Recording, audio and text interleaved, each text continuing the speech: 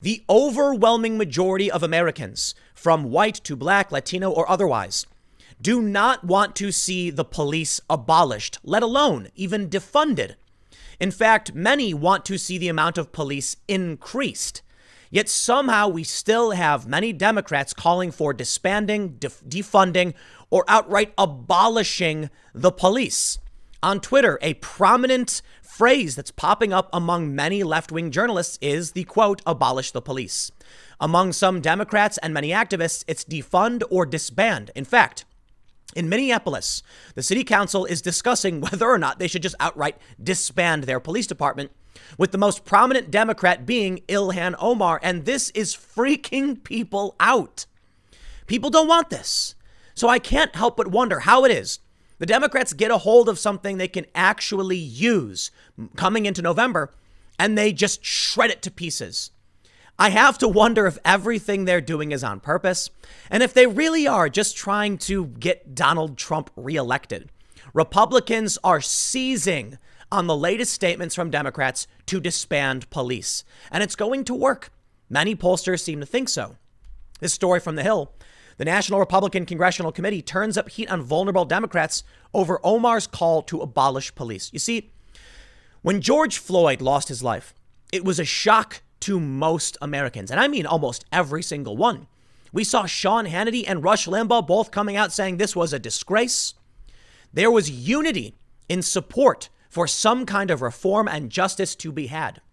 But these activists took things too far and are now adopting a fringe position that very few people actually want. And they're pitting themselves against their own Democratic leadership, which, by the way, has been controlling many of these cities and hasn't seemed to work out. So I'll tell you this.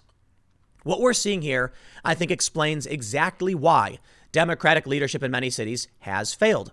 They keep bending over for the fringe activists instead of actually implementing sound policies, which could help make things better. We have this story. This is from Yahoo. Democrats have run Minneapolis for generations. Why is there still systemic racism? It's a really good question. I don't know, but I can tell you, the moment a plurality of Americans, a majority of Americans come out and say, we would like to see police reform, they jump the shark and say, disband the police outright. And I got the polling data for you. It's truly remarkable to see what's happening. So let's get started and take a look at what happened with how the Republicans are weaponizing this, how they are capitalizing this. And I'll tell you what, man, Trump hasn't been doing too well in the polls. But more importantly, the betting odds for Trump have flipped. Joe Biden in the past week is now the favorite to win on Predict It and in Vegas.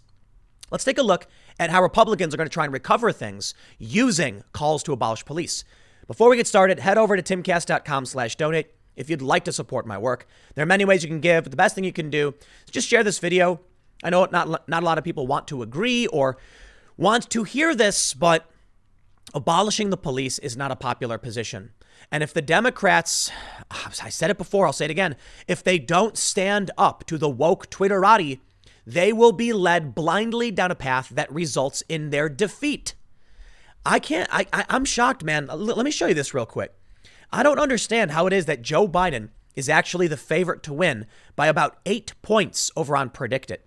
That seems to make no sense to me.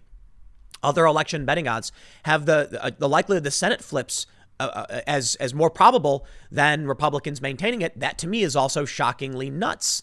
I mean, after everything we saw with the hypocrisy from Democratic governors shutting down businesses, but then going out and protesting, from, churches still being shuttered, operating at minimal capacity, but protests being celebrated, I'm supposed to expect people to go out and vote for this again?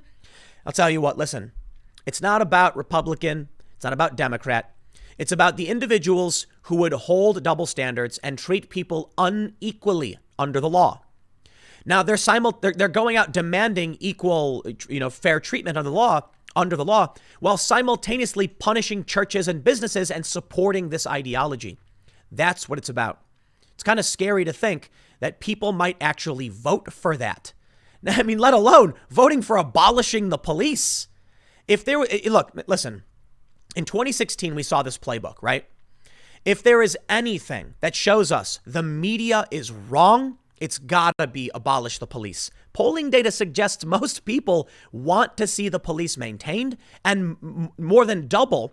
So about a third of people want more cops, and about 16% want to defund the police. What does that really mean? I honestly don't know. Take away some of their budget, I guess.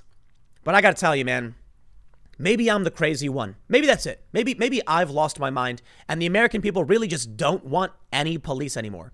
I would be shocked to see that kind of radical transformation, especially when I go out and talk to my neighbors and people in my community who like the police, and the police poll favorably. And still today, we have tons of cop shows and movies that treat police like heroes. Not always. You got crooked cop stories too, but they're usually the good guys. You want me to believe now that somehow, overnight, our entire society just inverted, like we jumped into mirror world, and everybody hates the cops? I would be surprised to find it. Let's read the story from The Hill. They say, NRCC turns up heat on vulnerable Democrats over Omar's call to abolish police.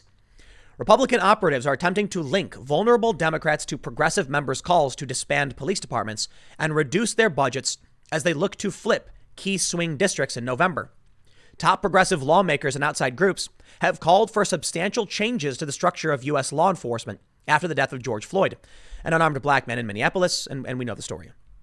Ilhan Omar tweeted Friday, "The Minneapolis Police Department has proven themselves beyond reform. It's time to disband them and reimagine public safety in Minneapolis." Ocasio-Cortez also took to social media to blast New York's police budget, tweeting, "If police budgets bought peace, the $6 billion NYPD budget would have bought the most sophisticated de-escalatory operation in the world. Clearly it didn't."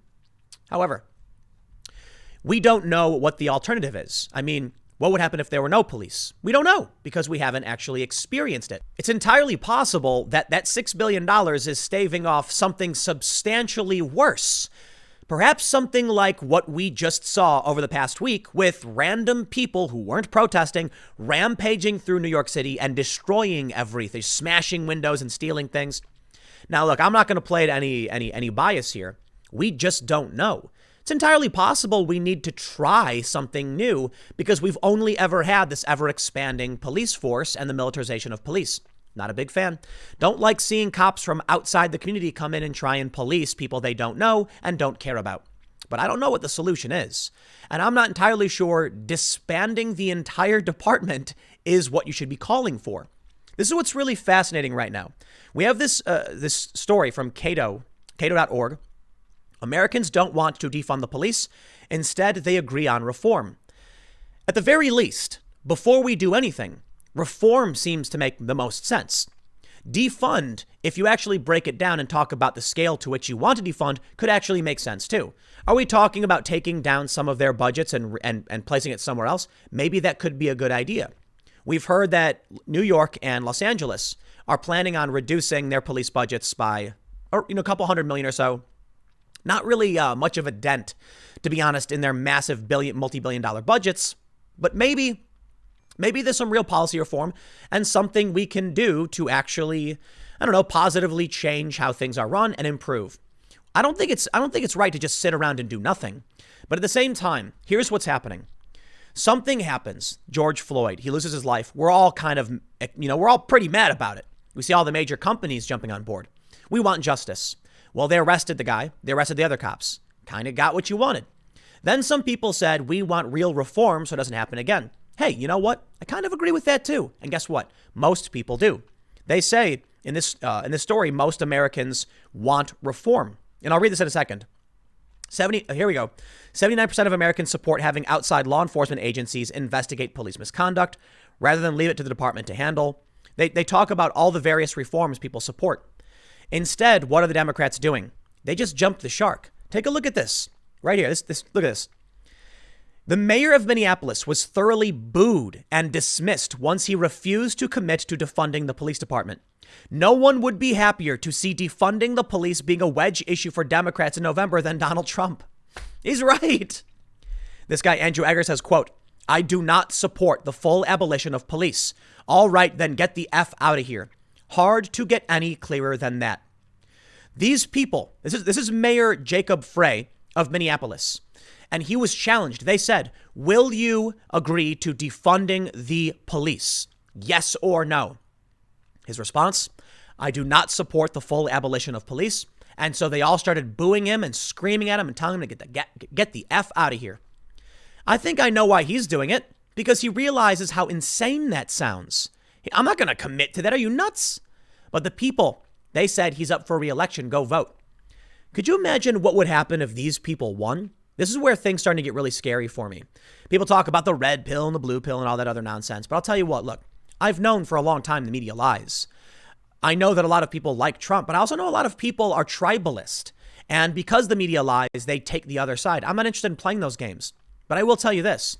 Following these riots, the helicopters and the sirens near my houses, the bridges being shut down, yeah, things got scary enough for me to go and figure out how to get a gun for myself. And now we're seeing many leftists go out and buy guns for the first times in their life. Many liberals. These seemingly gun control people now want protection. Why? It's getting crazy out there, man. And what am I hearing now? I'm hearing that there is a large contingent of people, including mainstream progressive Democrats currently serving in the House, saying disband police. Now, look, man, I've had my run-in with cops, but that to me is scary. You know why? Let's say you're one of these wrong thinkers.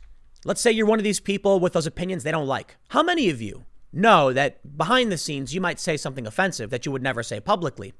What happens if someone snitches on you? What happens if they show up to your house and they say it's time to face the mob and there's no police? What I'm trying to bring up is we have seen overt acts of violence. We have seen activists terrorize the homes of conservatives. Notably, we saw with Tucker Carlson, kind of low level. They went to his house protesting, banging on his door. But then we saw what happened to Cassandra Fairbanks. What would happen if there was no police? Now, maybe they won't be able to save you if these people are crazy and they kick your door in. But at least you have a larger contingent that follows some kind of hierarchy where the feds can come in and take over if the police aren't doing it, but that you know someone's not going to ideologically impose their strange rules on you. These people who want to abolish the police, they hold a strange ideology that is violent. They're not all violent, but they tend to support it. We had one woman go on, I think it was on CNN. She was the one of the authors of the 1619 Project, which was very thoroughly debunked. She came and said that destroying property wasn't violence. So what would happen if these are the people who are able to get rid of police and replace them with something else? Well, then when they come and throw bricks through your window, they'll say, it's not violence. You're a bigot. Yeah, I don't think a regular person's going to want to live through that. Which brings me to the serious problem Democrats face. Take a look at this from the Cato article. They say, keep in mind, few Americans of any racial group support some or more of the radical changes demanded by some activists. For instance, few people support calls to abolish or defund the police. 9 in 10 Black, white, and Hispanic Americans oppose reducing the number of police officers in their community. And a third say their community needs more officers, the Cato survey found. And a Yahoo YouGov survey found that only 16% of Americans favor cutting funding for police departments, including 12% of whites, 33% of blacks, and 17% of Hispanics. While Americans support 57% the general purpose behind the protests in response to the death of Floyd, they do not like protests that turn violent and lead to rioting. And the Yahoo YouGov poll found that 51% felt the Minneapolis protests were mostly violent riots, not peaceful. This may be why a Morning Consult poll found that 71% of Americans support sending in the National Guard to address the protests. Or how about this? From political polls, Morning Consult. Who's more responsible for inciting violence during the protests? Protesters, 45%. The police, 35%. I don't know what that other group is. Maybe it's the I don't know group. But we can see here that people typically think the protesters are the ones at fault. Now, I think a fair point to be made is nobody should think the police are inciting violence. That number should be down. Left and right, I think everyone should agree. Whatever is happening that's causing this, we should solve this problem, right? But for the time being, what do we know? These Democrats have seized upon this opportunity for an extremist position. Most people in this country would oppose. Even people in big cities who got problems with cops are saying, whoa, wait, what? No. I reached out to some of my friends who are supporting these protests and not protesting themselves. And I said, would you support a call to abolish the police? And they're like, what are you talking about? What? No, that's insane. And it plays right in the hands, good old Donald Trump. I don't know when how this happened, but check this out. This is predicted political betting odds. And Trump was favored to win 26th of May, 27th of May, but then around the 28th, 29th, things changed. Trump dipped and Biden surged. Joe Biden is now predicted to win the election this November. And I just do not believe it. I really, really don't believe it. And there's so many reasons not to believe it. First of all, take a look at this story. All of these cities where we're seeing police brutality, they're Democrat cities. In fact, in New York City, stop and frisk, which is widely regarded as a racist policy because it specifically targeted communities of color. And Michael Bloomberg said as much in, I guess, like just openly and publicly. He said, well, those are the people doing it. We're going to go after them. Stop and frisk was gun control. It was them trying to stop people, frisk them, looking for weapons. And it was also targeting racial minorities. This is New York City. It's the stronghold for Democrats. Look at Chicago. All the problems they have. They've been democratically controlled, or controlled by the Democrats for what? I mean, nearly 100 years? And what have they solved? Minneapolis, where this started, is a Democratic-run city, mayor, congresswoman, governor. So what's the solution? Do you really expect me to believe that come November, these people are going to come out and vote for Joe Biden? Who thinks Joe Biden's going to solve any of these problems? This, to me, I find absolutely shocking. But take a look at this. This is really interesting. In a story from the Wall Street Journal, they say Americans are more troubled by police actions over George Floyd than by violence at protests, poll finds. I actually agree with that. Some people might look at that and think that contradicts the other studies. No. I think what happened to George Floyd was horrifying. Absolutely horrifying. And so that absolutely needs to be solved. But here's the thing. They arrested the guy. Now, I'm kind of satisfied. He's going to face trial. I hope they don't try to overcharge him, and they arrested the other cops. All right, well, there we go. Hey. And now we can call for some reforms. Now we're seeing violent riots, and I'm concerned about that too. But I'll tell you what, if I had to, I'd say they both shouldn't be happening. But I really do think there's a difference between smashing a window and massive loss of property and stuff and kneeling on someone's neck until they're dead. Trust me, they're both wrong. I get it. But they're wrong in different ways. I think life comes first, then property. Although we're seeing widespread property destruction, the point I'm trying to make is if people think, it's worse that this guy died, I think that's fair to point out. I don't think it means that Americans support the violence. Take a look at this. 80% feel the country is spiraling out of control, according to a new Wall Street Journal NBC News poll. We can also see something really fascinating, though. Take a look at this. Mr. Trump's biggest advantage over Mr. Biden continued to surround economic issues. When asked who would be best at cutting the unemployment rate and getting people back to work, Americans picked Mr. Trump 48% to 35%. A similar share said Mr. Trump would be better at dealing with the economy. Mr. Trump held a slight advantage, 43% to 40%, on the question of dealing with China. I mean, these are the issues that people care about when it comes to the election. Moody's Analytics, which predicted Trump was going to win very easily, talks about the price of gas and the economy, and they don't take these other factors into consideration. I think you definitely need to, but I'll tell you what. As much as I think it's fair to say that I personally, so I have seen many apolitical people get activated by this. People that never cared about politics are now talking about voting. Maybe this will get young people to come out in droves in November. I just don't buy it. Sorry, I don't. You know why? It's the same hand they played back in 2016. Didn't work. Racism, bigotry, chaos. Nope, didn't work. Why would it work now? Bernie Sanders thought he had the youth vote. They didn't turn out for him either. So why should I believe after everything we've seen, all of a sudden now, this is what does Trump in? Nah, sorry, man. Take a look at this. One of the most hilarious statements I've ever heard about Trump and polling. The Wall Street Journal says, since the midterm elections, a period that included the release of the Mueller report, an impeachment, a pandemic, and civil rights upheaval, Mr. Trump's approval rating has never dipped below 43 and has never risen above 47, according to 18 polls during that time. Republican pollster Bill McInturff, who conducted the survey with Democrat Jeff Horwitz, said Mr. Trump's standing remained stable despite the political equivalent of getting repeatedly battered by Category 5 hurricanes. Yikes. Quote, Those are remarkable findings that speak to the power of our partisan silos. Still, the poll contained some red flags for Mr. Trump, the pollster said. One was the widening Democratic lead on which party the country wants to control Congress after the next election. Americans said they prefer Democrats over Republicans 51 to 40%, an 11-point divide, up from 6 points in January. They say a similar double-digit preference for Democrats prefaced the party's gains in 2018, 2008, and 2006.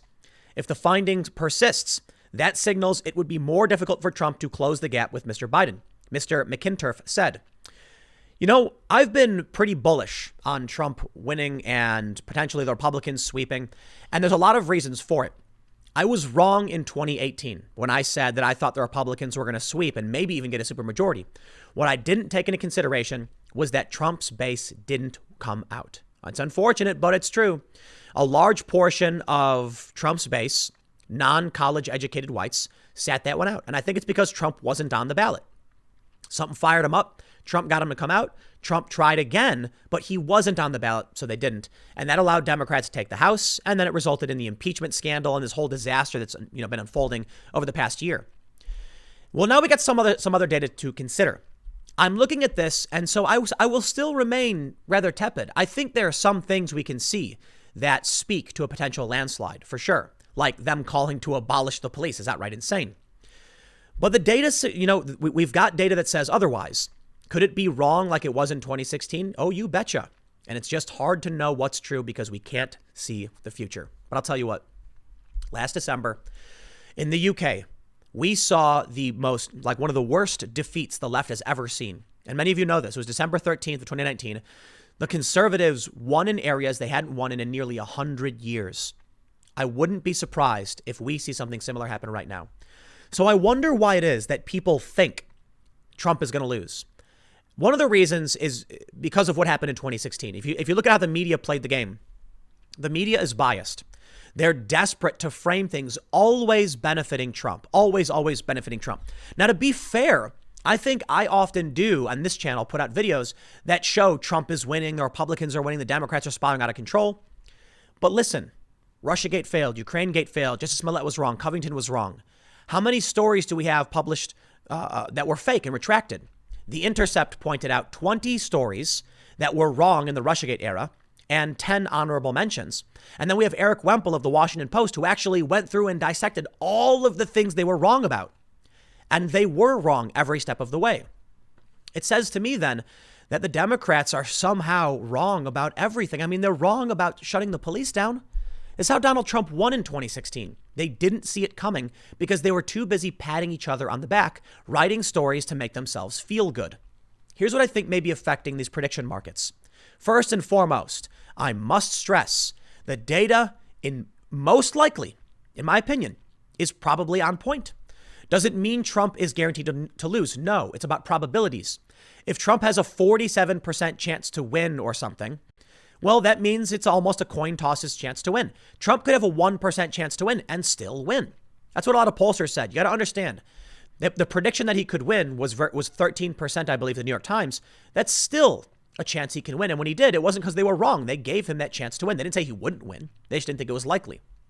What I think we're seeing now with a lot of these polls is confirmation bias. They're so used to seeing stories that make Trump look bad, they assume everyone must hate Trump. But they're not seeing real America. They are seeing fringe activists on Twitter who are saying ridiculous things like abolish the police. It's not going to play out well for them, man. I tell you this.